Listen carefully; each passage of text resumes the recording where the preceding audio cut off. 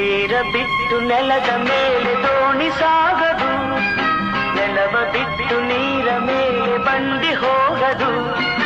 ನಿನ್ನ ಬಿಟ್ಟು ನನ್ನ, ನನ್ನ ಬಿಟ್ಟು ನಿನ್ನ ಜೀವನ ಸಾಗದು.